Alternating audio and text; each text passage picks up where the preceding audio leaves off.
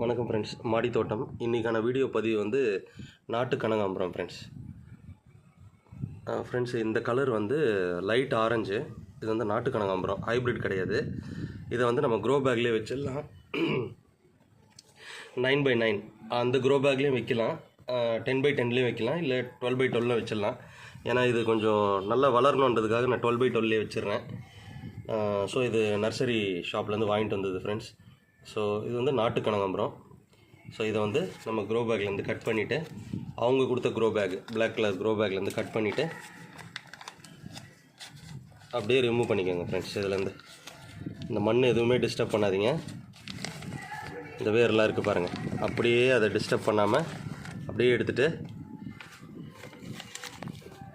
Friends அப்படியே எடுத்து சென்டராக வச்சுருங்க.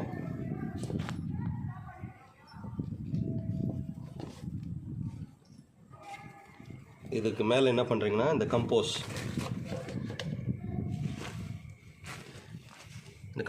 ஒரு கைப்பிடி நான் எல்லா பிளான்ட்ஸ்க்கும் நான் போட்டுட்ருக்கேன். ஸோ இது எதுக்குன்னா, வேரழுகள் இல்லாமல் இருக்கிறதுக்கும், நல்ல க்ரோத் வரதுக்கும் இந்த க்ரோ பேக் நம்ம வைக்கும்போது ஸோ அந்த தண்ணி ஊறி நம்மளுக்கு வேர்கள் வந்து டக்குன்னு பிடிக்கிறதுக்காகவும் இதை நம்ம யூஸ் பண்ணுறோம் ஃப்ரெண்ட்ஸ். ஸோ இந்த பகுதியில் நம்ம இந்த கம்போஸ்ட் போட்டுட்டு, இதுக்கு மேலே நம்ம எவ்வளோ தூரம் மண் வந்து கலவை நம்ம போட போகிறோன்றது அப்படியே நான் ஃபாலோ பண்ணுறேன் ஃப்ரெண்ட்ஸ் உங்களுக்கு. ஃப்ரெண்ட்ஸ், இந்த அளவுக்கு வந்து மண் வந்து இந்த க்ரோ பேக்கில் ஃபில் பண்ணிக்கிட்டேன். இப்போது நிறைய பிளான்ட்ஸ் வந்து நம்ம வைக்கும்போது சில விஷயம் வந்து நான் உங்களுக்கு இதை எப்படி வந்து தண்ணி ஊற்றணுன்றது நான் இப்போ சொல்லிடுறேன். ஸோ இது பார்த்திங்கன்னா, இந்த மாதிரி வந்து குழி மாதிரி ஆக்கியாங்க க்ரோ பேக்கில். இது எதுக்குன்னா, தண்ணி வந்து இந்த நடுவில் விடுங்க, இந்த மாதிரி பண்ணிக்கிட்டு. இது எதுக்குன்னு பார்த்தீங்கன்னா, இந்த சைடில் வந்து தண்ணி போயிடுச்சுன்னா சீக்கிரமாக ட்ரை ஆகிடுது தண்ணி. ஸோ இந்த க்ரோ பேக்கில் பொறுத்த அளவுக்கு இதுவும் டிப்ஸ் தான்.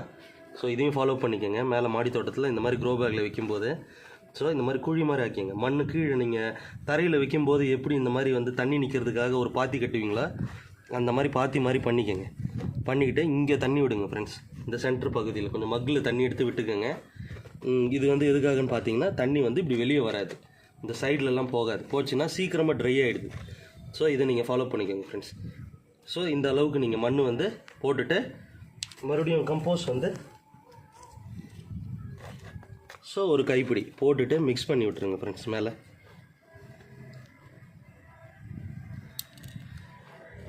விட்டுட்டு குளிர தண்ணி விட்டுட்டு ஒரு 2-3 நாளைக்கு மட்டும் வேர் பிடிக்கிற வரைக்கும் கொஞ்சம் செமி சன்லைட்டில் வச்சுக்கோங்க. ஏன்னா இப்போ சன் கொஞ்சம் அதிகமாக இருக்குது இப்போது. ஸோ சன்லைட் அதிகமாக இருக்கிறதுனால இப்போது செமி சன்லைட்